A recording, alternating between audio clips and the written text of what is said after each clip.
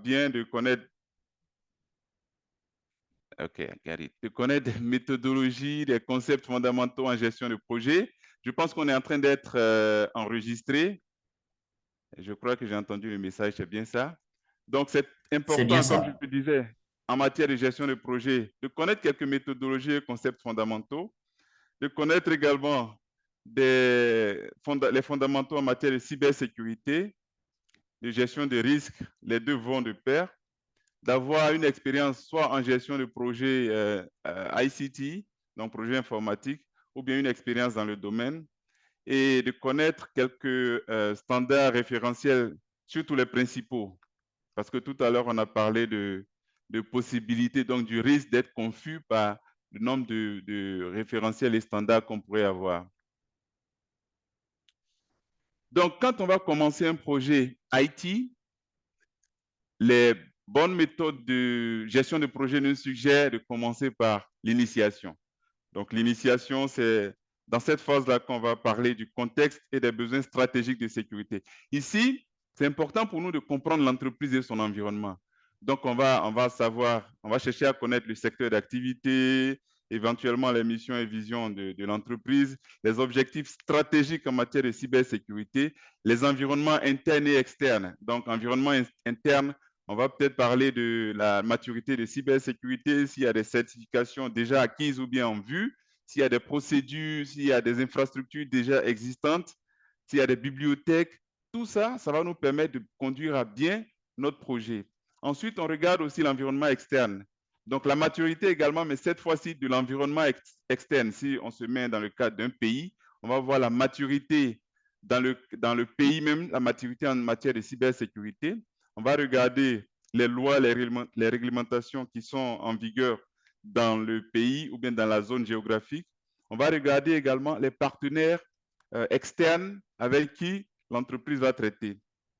On va chercher à savoir ensuite les objectifs stratégiques du projet sur lesquels nous on va intervenir. Donc, quel est le problème ou quels sont les problèmes réels à résoudre?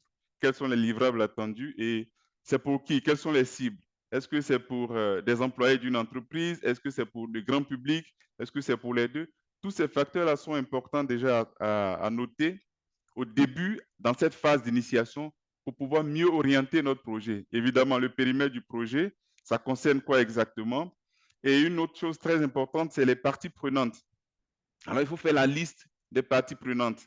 Bon, quand on parle de tout ça, pour faire simple, un tableau va suffire. Si vous n'avez pas, si vous êtes une nouvelle entreprise où il n'y a pas de documentation qui existe, vous pouvez par exemple utiliser un tableau. J'aime bien Excel. Donc, un tableau Excel où vous listez les sponsors. Et ça, c'est des choses que vous pouvez obtenir pendant des séances de brainstorming, donc avec vos collaborateurs, les collaborateurs projets, avec les propriétaires du projet ou du produit qui sera sorti de ce projet. Certains managers, donc certains décideurs de l'entreprise également, pourront participer à ces séances-là. Donc, vous établissez la liste de toutes vos parties prenantes.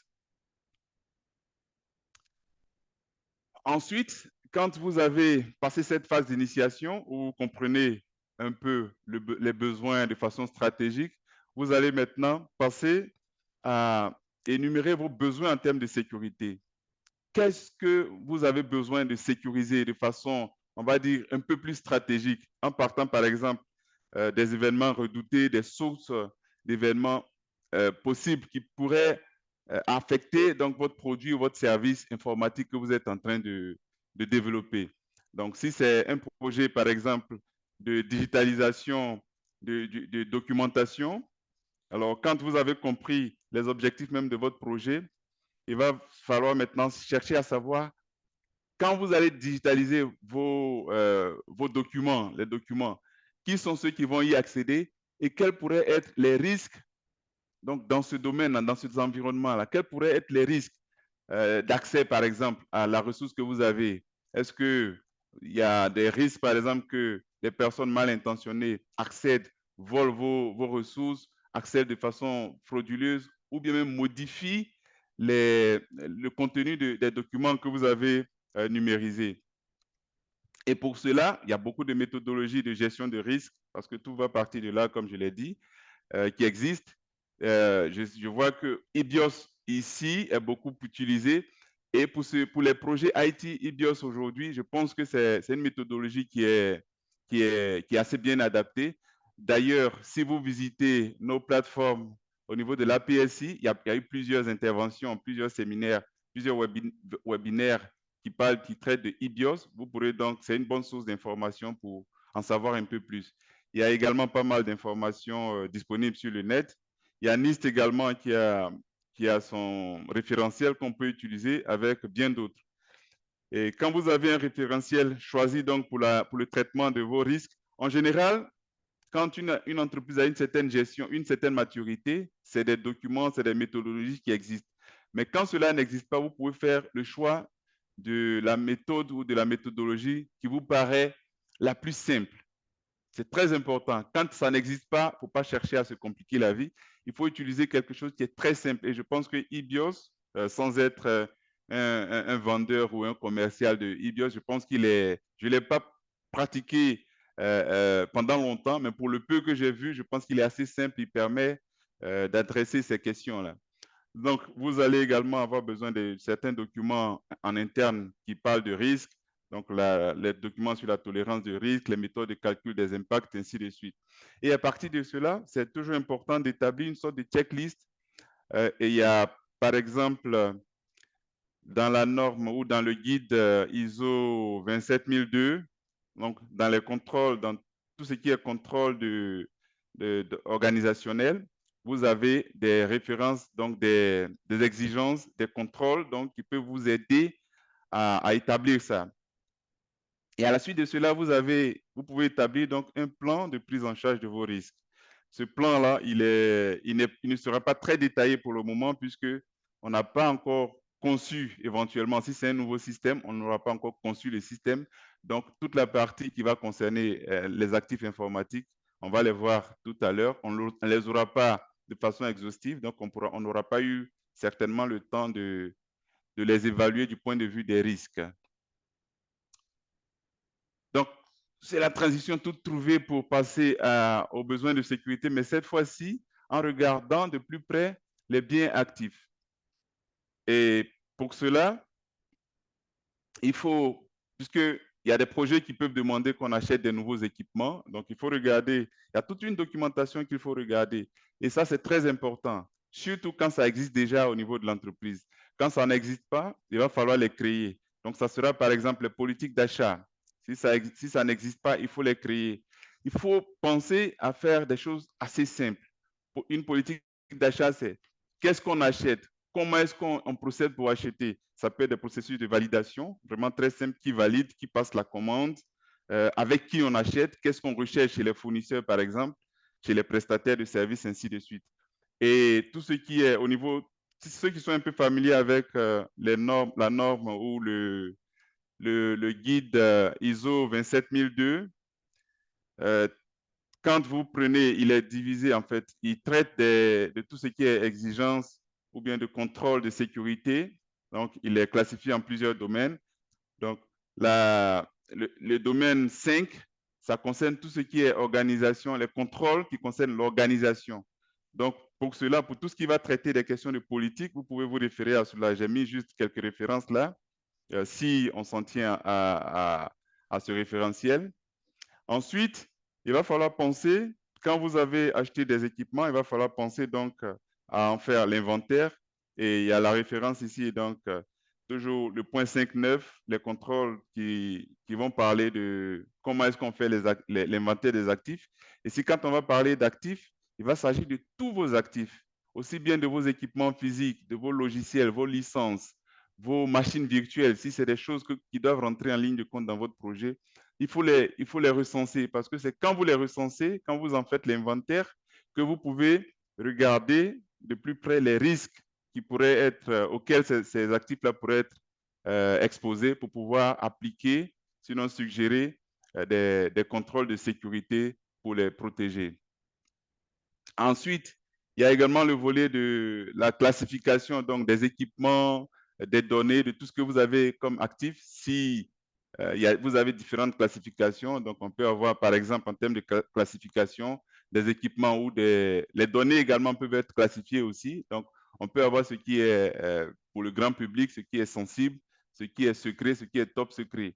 Et une fois que la classification est établie, c'est important d'en faire les étiquetages. Il faut les étiqueter, surtout quand c'est des équipements physiques. Quand c'est des équipements, quand c'est des actifs numériques, il faut trouver un moyen de les identifier, donc de les étiqueter dans la nomenclature pour que, rien qu'en voyant le nom, on puisse savoir de quoi il s'agit.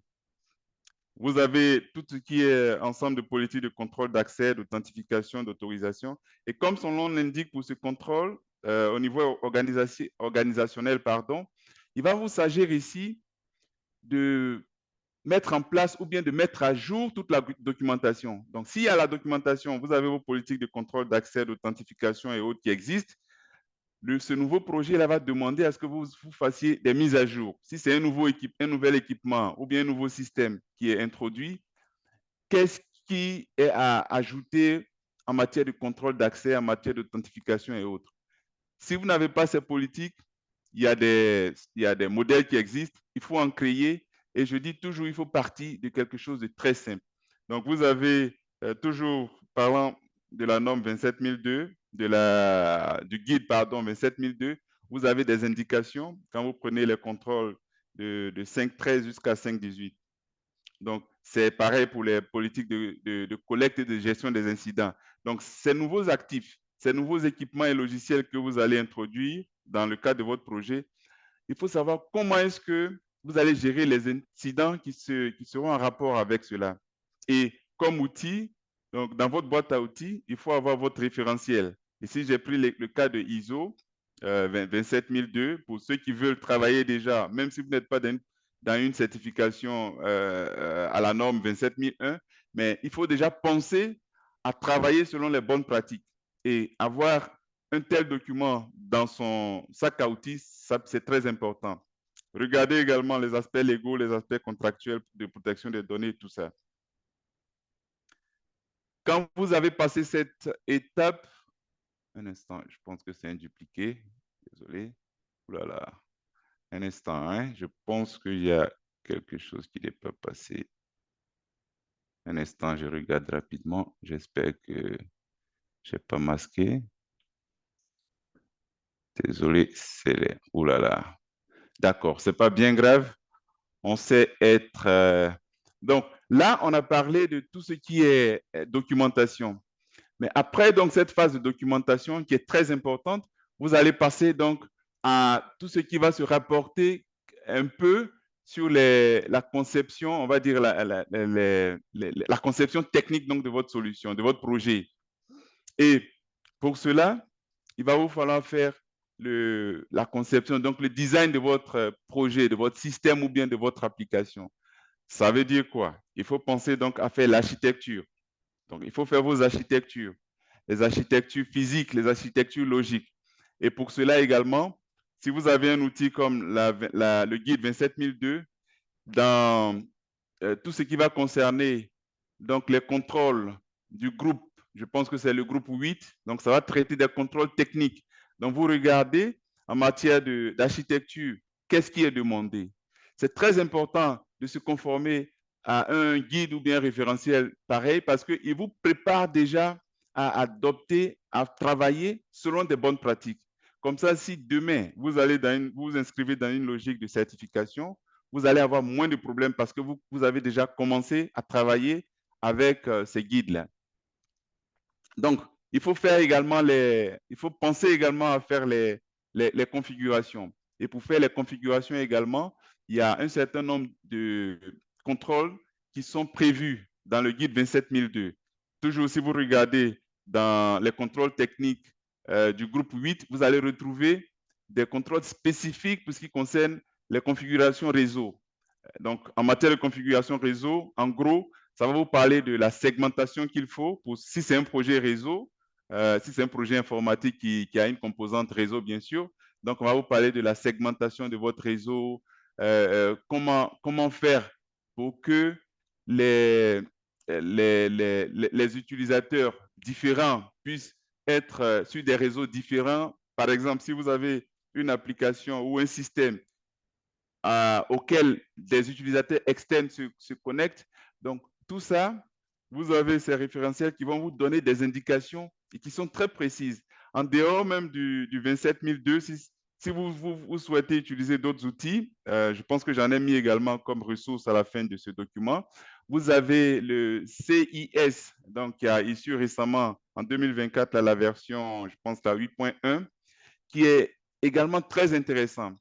Autant au niveau de la 27002, du guide 27002, il parle de domaine. De l'autre côté, il parle plutôt de type avec le CIS, la version, je pense que toutes les versions d'ailleurs, il parle de type de assets, donc d'actifs, voilà. Donc, que ce soit, quand c'est des logiciels, il y a un certain nombre de contrôles qui sont appliqués. Et une chose, une petite parenthèse avec, pour ceux qui sont intéressés, je pense que c'est en anglais, mais ça ne doit pas être un problème pour tous ceux qui travaillent dans le domaine de l'IT. Donc, ce qui est important avec le CIS, donc le référentiel CIS, c'est qu'il introduit la notion de groupe d'implémentation. Donc, selon votre niveau de maturité, je pense qu'il y en a 3, donc selon votre niveau de maturité, il y a des groupes d'implémentation de ces contrôles-là qui vous sont suggérés. Et ça peut être intéressant pour quelqu'un qui veut déjà commencer à travailler avec des référentiels.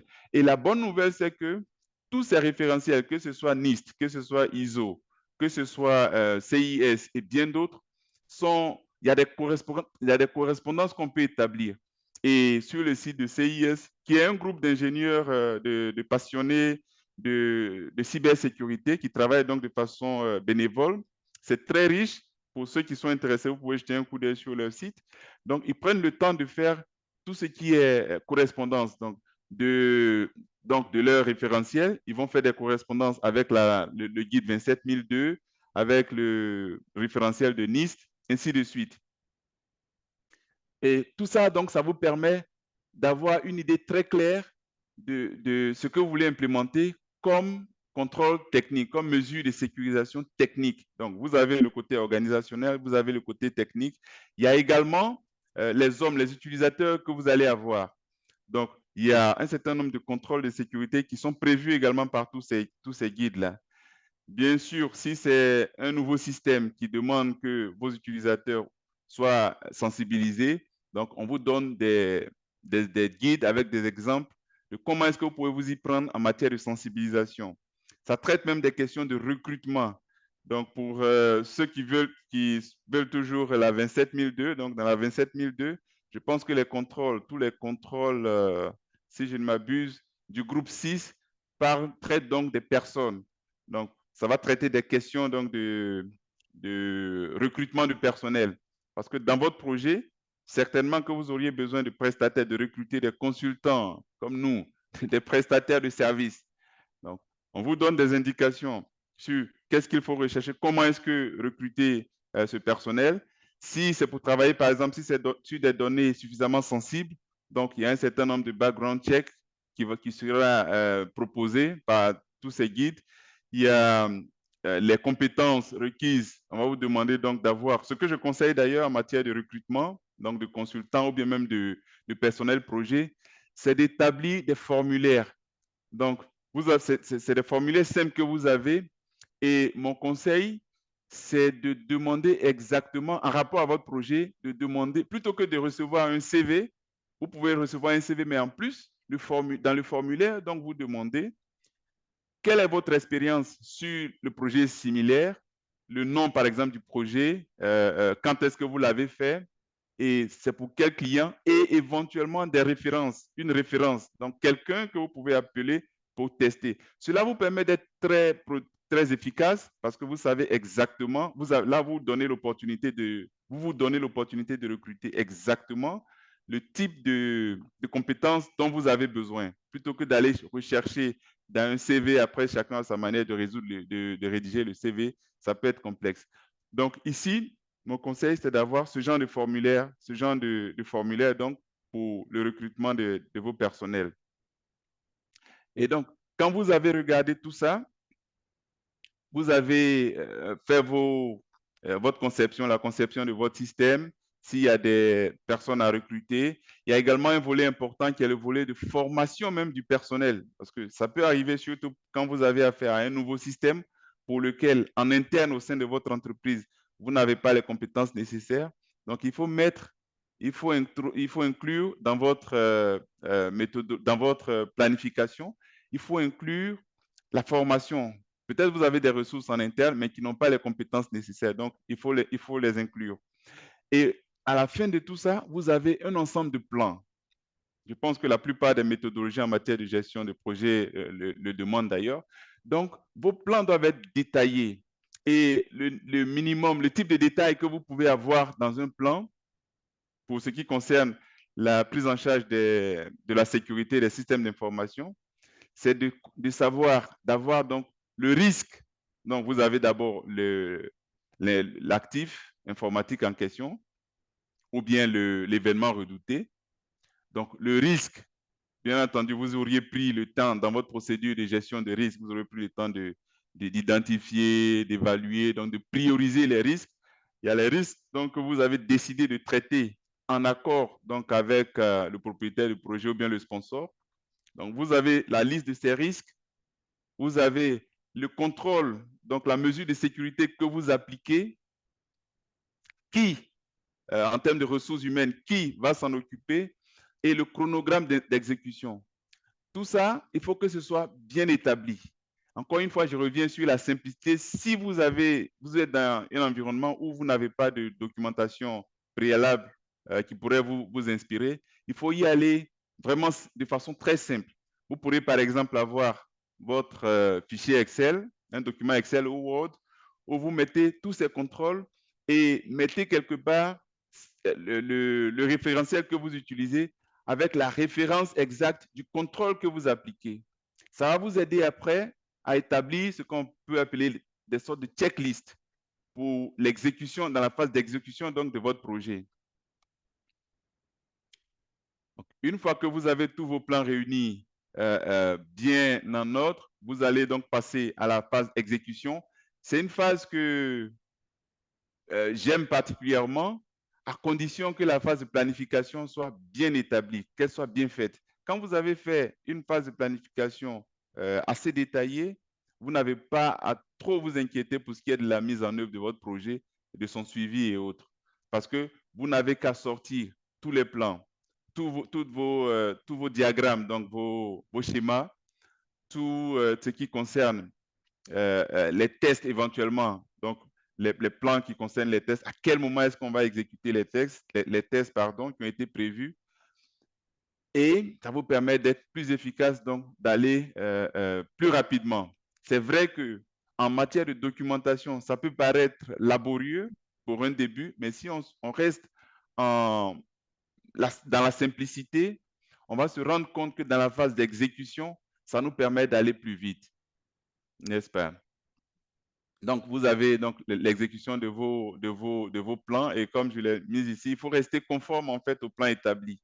Et quand vous vous rendez compte pendant l'exécution de votre projet, pendant la mise en place par exemple d'un type de contrôle, si vous vous rendez compte que vous avez besoin de changer pour une raison ou une autre, par exemple, vous avez prévu d'utiliser un type de chiffrement, voilà un algorithme bien précis de chiffrement, et vous vous rendez compte, par exemple, que l'équipement ou le système que vous avez acquis ne dispose pas de cet algorithme précis de chiffrement. Si vous devez le changer, il faut suivre ce que vous avez mis en place comme procédure de changement. Parce que si vous ne le suivez pas et que vous changez sans mettre à jour votre documentation, ça peut poser des problèmes de sécurité dans la mesure où, quand on va faire des vérifications ou bien même certains tests, ça pourrait compromettre en fait la sécurité parce que les personnes qui vont, par exemple, être dans l'opération ou bien qui vont peut-être demain faire la maintenance de votre système n'auront pas eu cette information-là au préalable.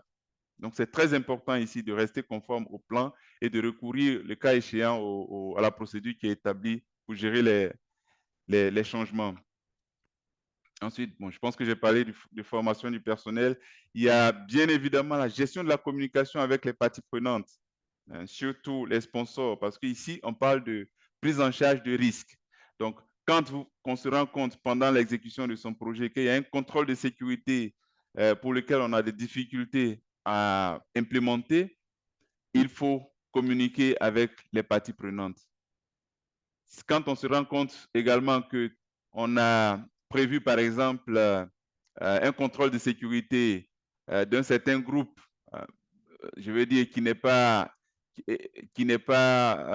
assez élaboré, et que pendant l'implémentation du projet, on se rend compte que les équipements qu'on a nous permettent d'avoir un niveau de contrôle beaucoup plus élaboré. Ça, c'est des choses également qu'il faut communiquer aux parties prenantes, surtout aux sponsors, parce qu'ils seront contents de savoir que les investissements qu'ils ont effectués leur permettent d'avoir des niveaux de sécurité beaucoup plus en avance par rapport à ce qu'ils espéraient.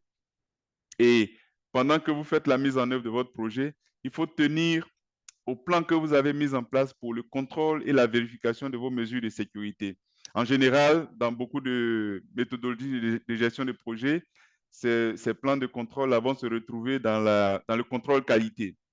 Parce que la sécurité et la qualité, la gestion de la sécurité et la gestion de la qualité sont les mêmes faces d'une même pièce, sont les deux faces, pardon, d'une même pièce.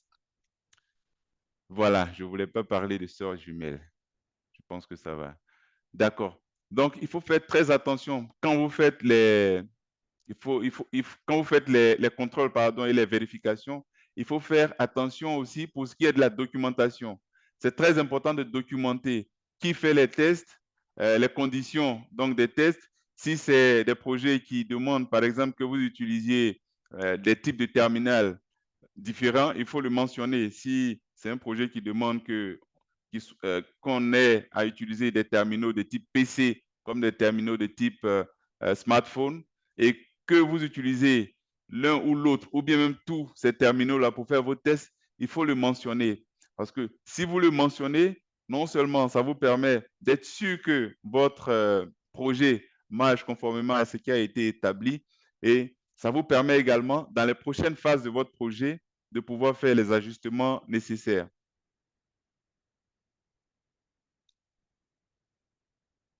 Voilà. Donc, quand vous avez contrôlé, et évidemment, hein, tel qu'on le présente ici, c'est vrai que les slides se suivent, mais il se pourrait que pendant l'exécution de votre projet, vous retourniez, par exemple, au début dans la phase, dans la phase de révision des risques. Donc, peut-être que pendant l'implémentation de votre projet, vous vous êtes rendu compte que, je prends un exemple simple, hein, vous vous rendez compte qu'au niveau des ressources, vous aviez prévu embaucher ou recruter un spécialiste, un expert en cryptographie, et vous vous rendez compte que vous n'arrivez pas à en avoir. Donc, il y a des risques que l'implémentation du module de chiffrement ou du système de chiffrement de votre système ou de votre application pose problème. Dans ce cas, il faut repartir, revisiter, poser cela en termes de gestion de risques, voir qu'est-ce qui peut être fait. Peut-être, il se pourrait que ça ait une incidence sur le délai du projet. Et ça, c'est des choses qu'il faut porter à la connaissance des parties prenantes pour que ceux qui sont en mesure de prendre des décisions, par exemple, de retarder la fin du projet, puissent le permettre, ou bien même de laisser un certain type de contrôle pour le mettre dans une version future de votre projet. Ça aussi, c'est des solutions qu'on peut apporter. Et la communication que vous avez passée vous permet donc de documenter cela, et les risques donc, que cela va poser, on pourrait les mettre éventuellement dans ce qu'on pourrait appeler les risques résiduels. Donc, le sponsor, le propriétaire du produit ou du service, étant au courant de cela, il sait déjà à quoi s'attendre. Donc, en fonction du niveau de criticalité du risque, on pourra bien sûr, bien entendu, revoir comment est-ce que, dans quel délai est-ce qu'on y remédie. Et quand vous avez fini tout cela, donc, vous arrivez à la fin de votre projet. C'est une phase que je ne sais pas pourquoi on l'appelle une phase, mais bon, la plupart des méthodologies parlent de fin de projet. Donc, dans la fin du projet, éventuellement, vous pouvez avoir des choses comme des transferts de compétences. Donc, si vous avez eu affaire à des consultants, à des contractuels, pardon, il faut qu'ils transfèrent donc les compétences aux équipes internes qui vont certainement assurer les opérations.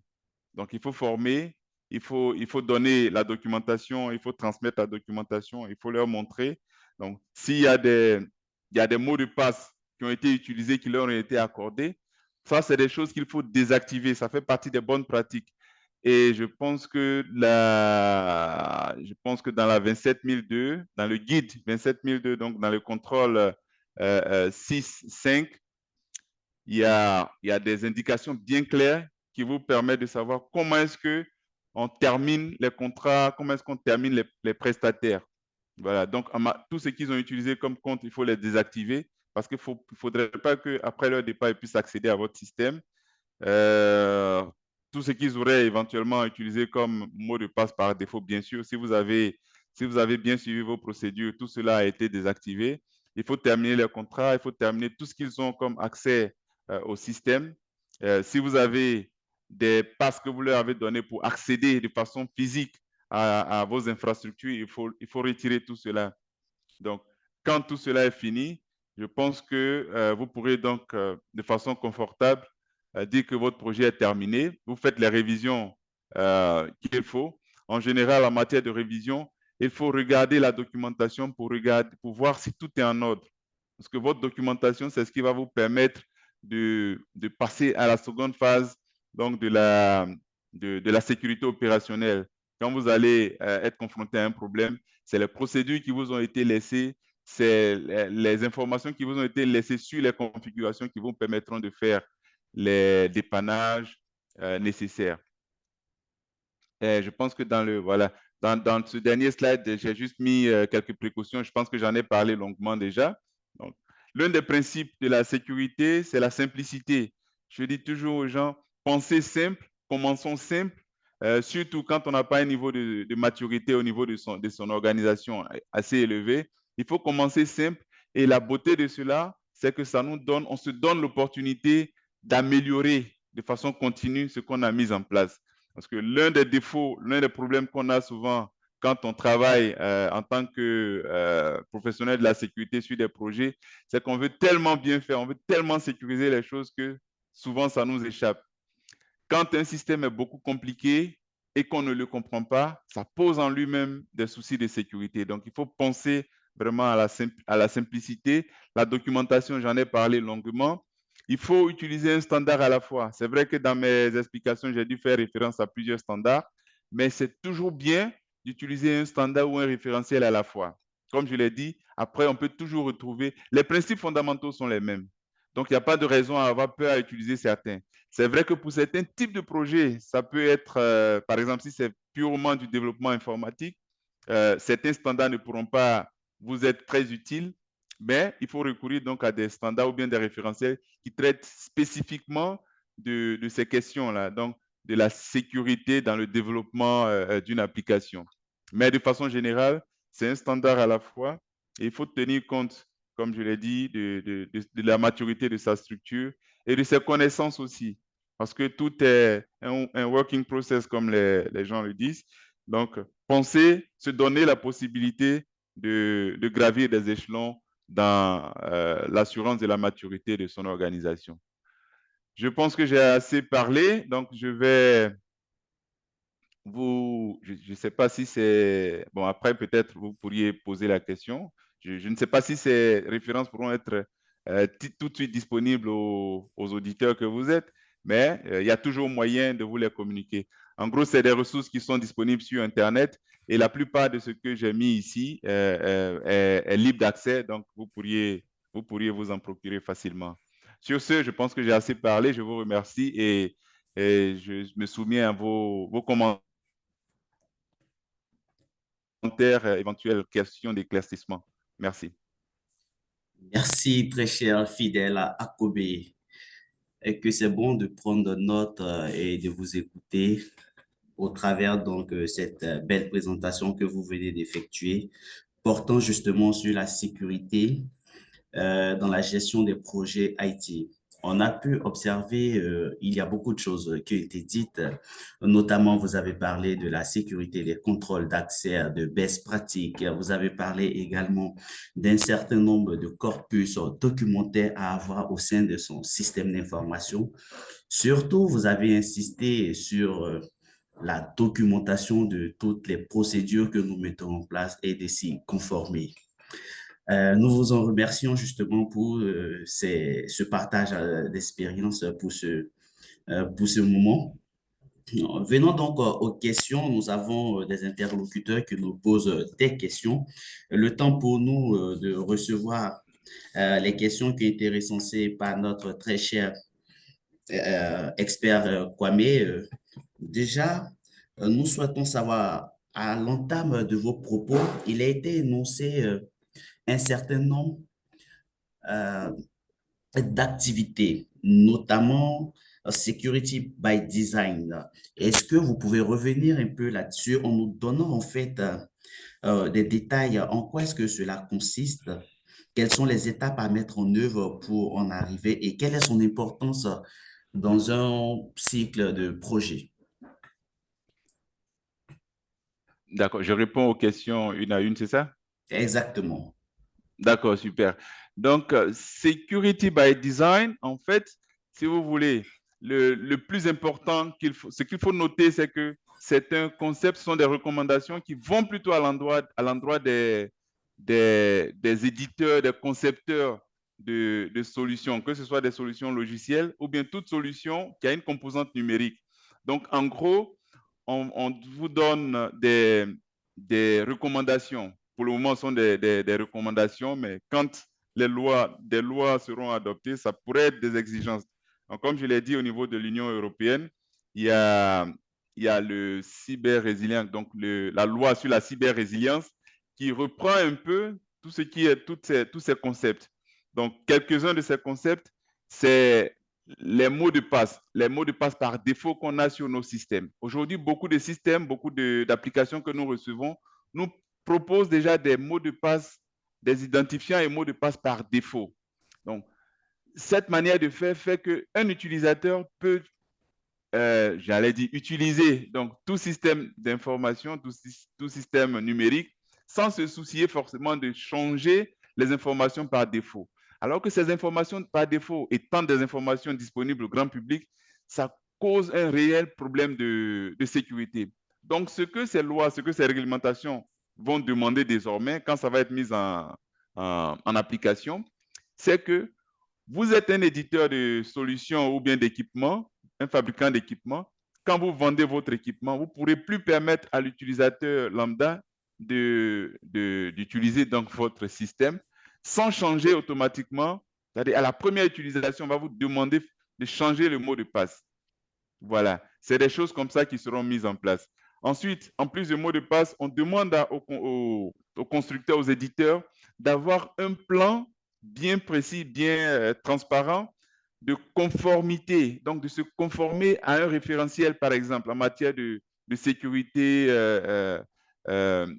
sur le développement. C'est vrai que le Secure by Design est beaucoup plus axé sur le développement d'applications parce que ce soit les équipements ou bien les logiciels, on s'occupe de la composante numérique, donc tout ceci est piloté par des applications derrière. Donc, ce sont un ensemble de bonnes pratiques qui seront recommandées pour le bien de l'utilisateur.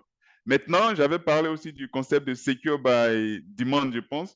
Donc, il y a une autre sensibilisation qui va accompagner toutes ces réglementations-là à l'endroit donc de nos utilisateurs. On va nous demander maintenant d'être exigeants, surtout pour les entreprises, on va leur demander d'imposer ou de demander d'exiger un certain nombre de choses chez les constructeurs, chez tous ceux qui vont leur vendre des logiciels, des applications, des équipements.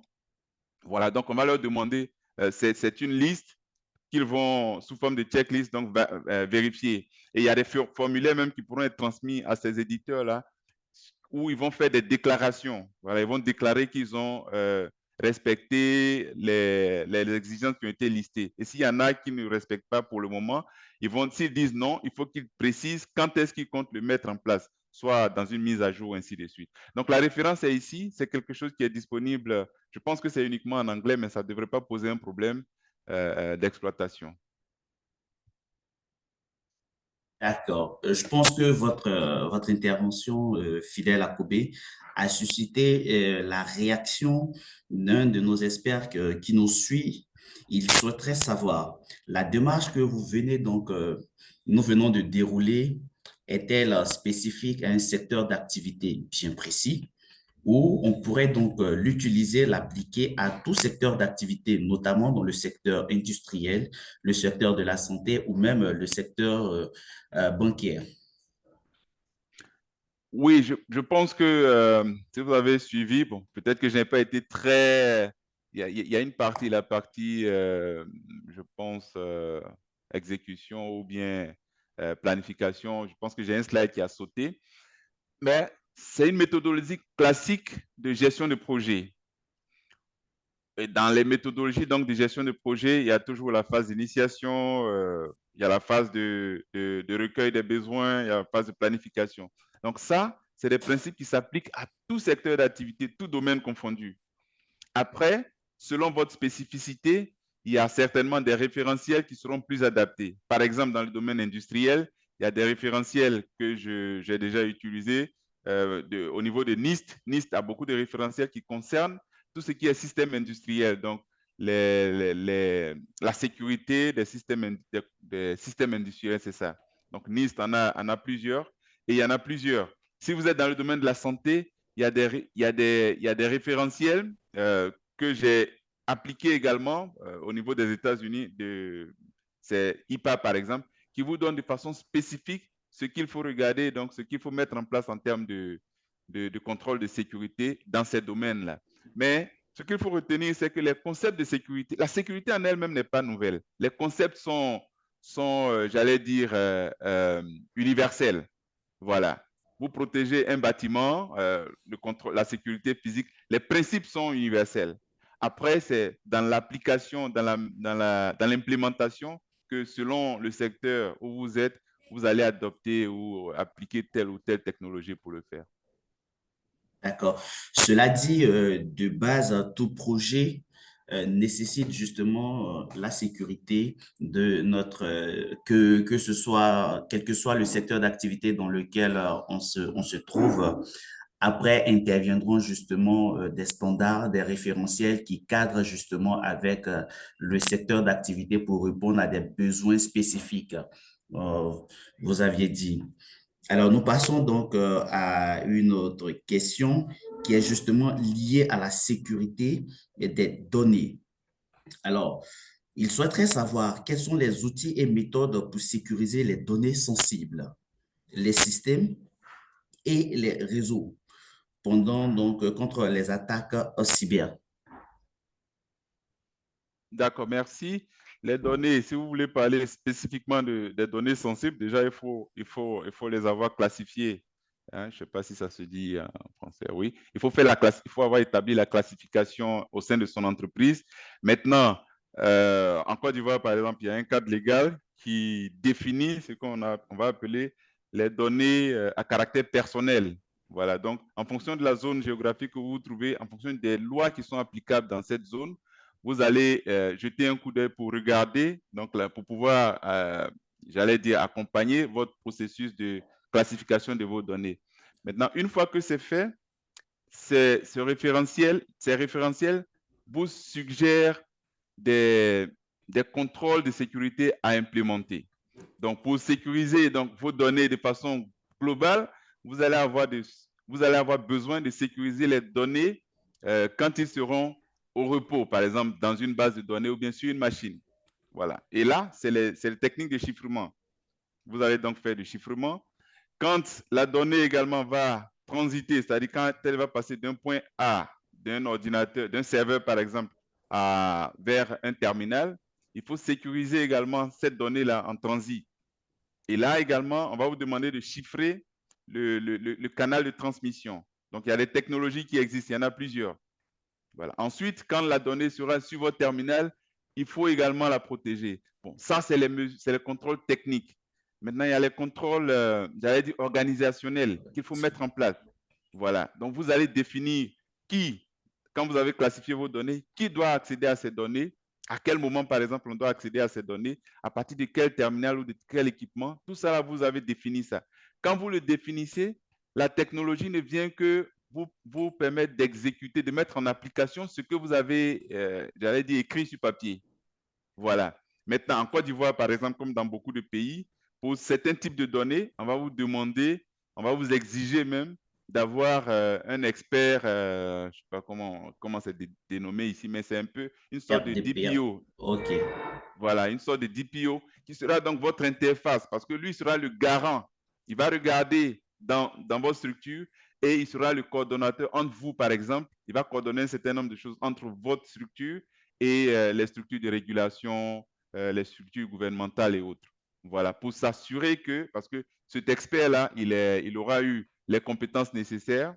Donc, lui, il va vous aider dans cette démarche-là. Sinon, en gros, techniquement, c'est du chiffrement qui sera appliqué. D'accord. Merci, Fidèle. On constate que vous êtes à l'aise justement avec le sujet. Alors, on souhaiterait savoir, cet interlocuteur souhaiterait savoir à quel niveau les tests de sécurité sont inclus dans le cycle de vie d'un projet. D'accord, merci. Je pense que je ne l'avais pas suffisamment abordé justement. Donc, les tests de sécurité, il y en a plusieurs, hein.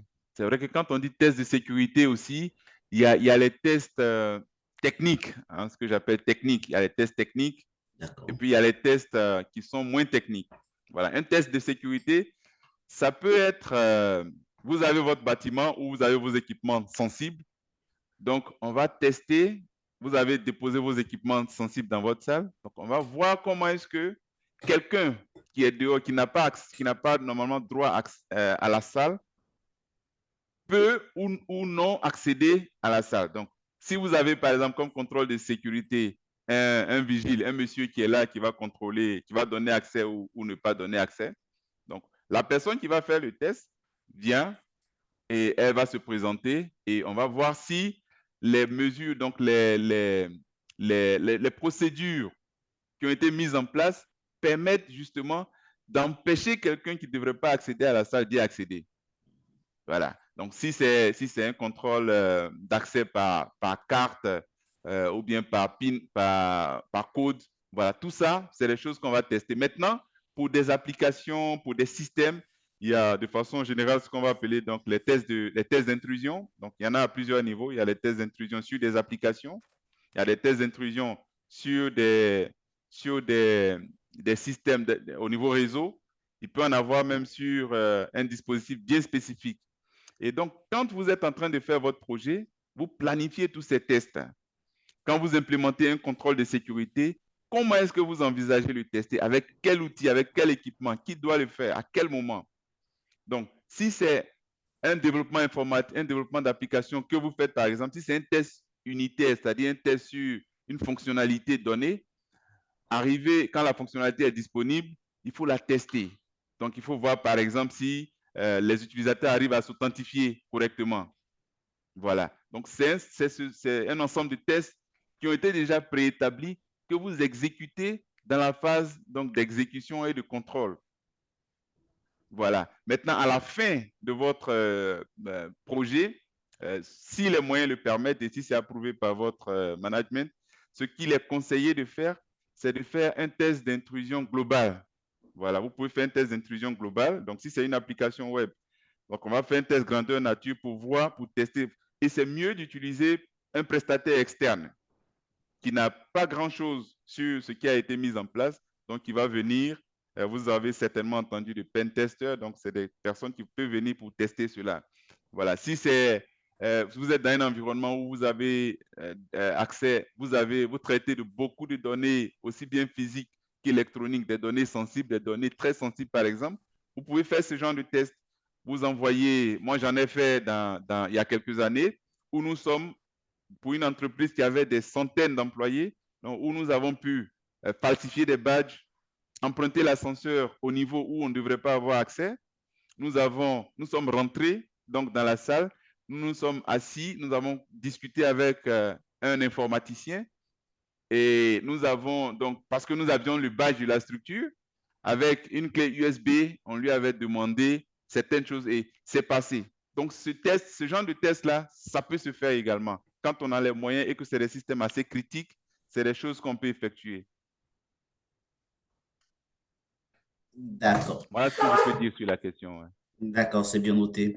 Donc, on se rend compte que les tests interviennent à différents niveaux et nous disposons de plusieurs tests également, plusieurs types de tests. En cycle, en fin de vie d'un projet, il est important justement de tester la robustesse de toute son infrastructure, de tout le système d'information qui a été mis en place pour s'assurer que les mesures de sécurité que nous avons définies, nous avons mis de bout en bout sont assurées et répondre justement à des besoins. Alors, on souhaiterait savoir, et je pense que s'il n'y a plus d'intervention, ce serait la dernière, comment s'assurer que nos pratiques de sécurité sont conformes justement aux standards en vigueur. Je ne sais pas si j'ai bien compris la question, mais si vous avez les standards en général, il y a quelques-uns qui ne sont pas, ou les guides, il y a quelques-uns qui ne sont pas gratuits. En général, tout ce qui vient de ISO n'est pas gratuit. Donc déjà, il faut acheter le standard ou bien le référentiel ou le guide. D'accord. Déjà, il faut l'acheter. Donc, vous l'achetez et en général, ils sont assez explicites. C'est-à-dire, ils vous donnent le contexte pour chaque contrôle que vous allez devoir implémenter. Donc, vous avez le contexte, vous avez les objectifs, vous avez ce qui est attendu et vous avez pour certains même des exemples d'implémentation. Par exemple, pour certains contrôles, on va vous dire, c'est ici qu'il faut, prévoir, comment on appelle ça, un, un, un IPS, je sais plus, Intrusion Prevention, voilà. Donc, un IPS ou IDS, c'est ici que vous allez installer votre SIEM, donc votre système qui va gérer tous vos événements. Donc, c'est des exemples comme ça qui vous seront donnés. Et quand vous y travaillez, vous saurez déjà si vous êtes conforme ou pas. Maintenant, ce qu'il faut aussi garder à l'esprit, c'est que la conformité ne dit pas seulement que vous devez cocher des cases. Ce qui est le plus important, c'est de savoir que ce que vous avez mis en place comme mesure de sécurité vous permet d'atteindre vos objectifs. Je dis rapidement pour terminer, je dis souvent aux gens que quand on parle de sécurité, pour prendre l'exemple encore d'un bâtiment, il y a plusieurs choses qu'on peut faire. Donc, on peut mettre un vigile, on peut mettre un vigile donc sans arme, on peut mettre un vigile avec un pistolet, on peut mettre un policier sans arme, avec arme, on peut mettre quelques policiers, on peut mettre des véhicules blindés, ainsi de suite, ainsi de suite. Mais si vous venez chez moi, hein, moi, je n'ai rien à la maison, je n'ai rien à cacher, je n'ai pas vraiment d'actifs de grande valeur à la maison, je n'aurai pas besoin de tout un cortège de policiers pour assurer ma sécurité. Exact. Voilà, peut-être un vigile ou bien une caméra va me suffire. Voilà. Donc, ce sera en fonction de vos objectifs de sécurité que vous allez implémenter la mesure qui va s'imposer. Donc, il n'y aura pas, en gros, il n'y a pas de, dans l'absolu, il n'y a pas de bonnes mesures et de mauvaises mesures de sécurité. Tout est question de l'atteinte de vos objectifs business. D'accord. C'est bien noté. Alors, du côté des auditeurs, nous n'avons plus de questions. Donc, alors, chers fidèles, comprenez que ça fait maintenant 1 heure de temps que nous sommes en votre compagnie. Nous vous remercions d'avoir pris de votre temps afin donc de nous partager avec nous votre expérience, de partager avec nous ce webinaire portant justement sur la sécurité dans la gestion des projets technologiques, outils et méthodologies. Au sorti de ce webinaire, donc de nos différents échanges, nous constatons qu'il existe plusieurs standards en fonction du secteur d'activité dans lequel nous nous trouvons, des standards qui s'appliquent justement aux mesures spécifiques de sécurité à adopter. La gestion de projet également, c'est un ensemble de bonnes règles à observer, donc de bonnes pratiques à mettre en place tout au long donc, du cycle de vie. Donc, depuis le projet, la conception du projet jusqu'en fin de projet et même jusqu'à son implémentation. Donc, c'était un moment assez intéressant. Nous avons eu des échanges, des questions assez pertinentes auxquelles vous avez pu éclairer nos différentes lanternes et nous vous en remercions. C'était donc un webinaire présenté par l'Association des professionnels de la sécurité de l'information en Côte d'Ivoire, APSI. Vous avez la possibilité de nous rejoindre très rapidement depuis donc notre site internet apsi.ci, ou vous pouvez nous contacter via contact@apsi.ci, ou même encore via les réseaux sociaux, notamment LinkedIn, Facebook et YouTube également, où nous avons un canal. Ce webinaire, il sera diffusé également. Nous vous remercions de votre participation et vous souhaitons de passer un très bon week-end. Merci.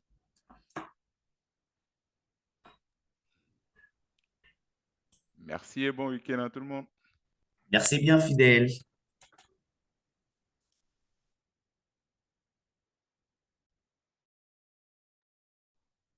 Après, je sais pas, hein, je sais pas si il y a autre chose ou bien si je peux juste disparaître. You're mute, hein? Par contre, de mon côté, j'ai mis fin à la diffusion D'accord, ok, sur ok. LinkedIn. Quoi, mais c'est bien d'avoir mis fin à la diffusion. Je pense qu'on pourra débriefer juste rapidement entre nous ici. Espère, franchement, vous avez pu constater les aléas du direct, ce que cela fait. C'est pas facile. On tenait quand même à vous remercier pour votre patience et puis euh, le partage d'expériences que vous nous avez donné. Donc, grand merci à vous. Je pense que des voix beaucoup plus habilitées que les nôtres viendront vous dire grand merci et sur les plateformes adéquates. En tout cas, vous êtes beaucoup fatigué et nous vous souhaitons de vous reposer, de passer un très bon week-end. Kwame, merci à toi également pour ta disponibilité et ta réactivité. Donc, voilà. Merci à tous et bon week-end. C'est pas si fidèle, tu as un dernier mot. Euh, vous dire aussi merci et les aléas, on les subit tous, hein, ça fait partie aussi de notre métier. Il y a ce qu'on planifie et puis à l'exécution, il y a ce qui se passe. Donc, je pense que s'il y a des leçons à tirer déjà, je ne sais pas si dans la pratique, s'il y a des, comment vous appelez, c'est un peu comme des questionnaires, hein, ne serait-ce qu'au niveau de, bon, après, je ne sais même pas combien d'entre nous sommes connectés, s'il y a ce genre de retour qui est fait, ou bien si ce n'est pas une pratique, moi, j'allais peut-être le recommander, le proposer. Maintenant, j'ai pas très bien suivi, hein, j'avoue que j'ai pas très bien suivi le mode de diffusion. Donc, est-ce que les auditeurs, ils sont juste venus ou bien ils ont eu, par exemple, à s'enregistrer d'une manière ou d'une autre avec leur email, auquel cas on pourrait leur partager certaines informations? Enfin, c'est des questions que je me pose. D'accord. Je pense que ces questions font l'objet justement de réflexion parce que nous n'avons pas, c'est la première expérience que nous venons de tenter sur LinkedIn. OK. Derrière, nous n'avons pas